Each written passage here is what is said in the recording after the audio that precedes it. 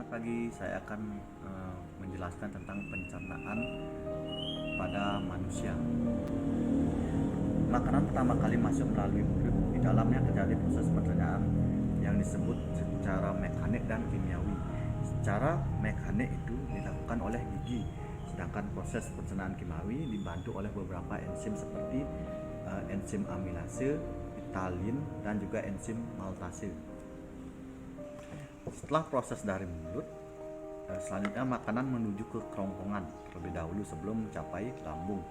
Nah, di kerongkongan itu terdapat gerakan peristaltistik atau seperti meremas-remas guna mendorong makanan menuju ke lambung.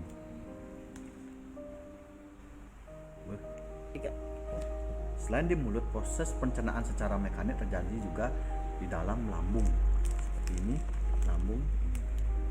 Ketika makanan dihaluskan oleh gerakan otot-otot lambung.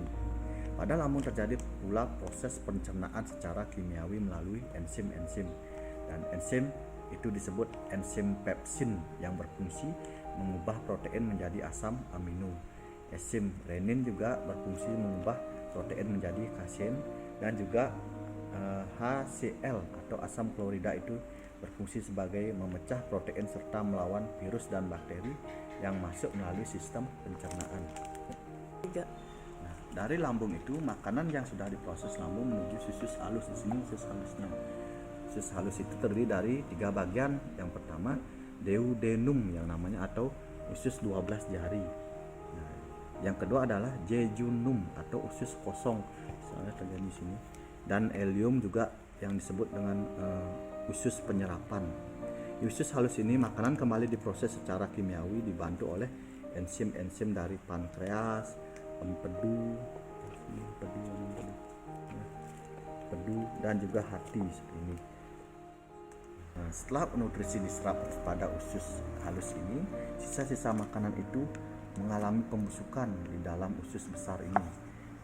Selain pembusukan di dalam usus besar, juga air diserap sehingga sisa-sisa makanan itu siap diubah menjadi pases atau kotoran. Pases atau kotoran itu akan disimpan di dalam rektum sebelum dikeluarkan melalui anus. Dan di rektum itu sensor di sana akan mengirimkan sinyal-sinyal dari otak di sini untuk memutuskan apakah pases itu perlu dikeluarkan atau tidak, seperti itu. Setelah itu pases itu akan siap dibuang, itu akan disimpan di dalam rektum sebelum dikeluarkan melalui anus. Dan di rektum itu sensor di sana akan mengirimkan sinyal-sinyal dari otak di sini untuk memutuskan apakah pases itu perlu dikeluarkan atau tidak, seperti itu. Setelah itu pases itu akan siap dibuang melalui usus dan airnya juga dibuang melalui alat kelamin. Demikian penjelasan dari saya. Terima kasih.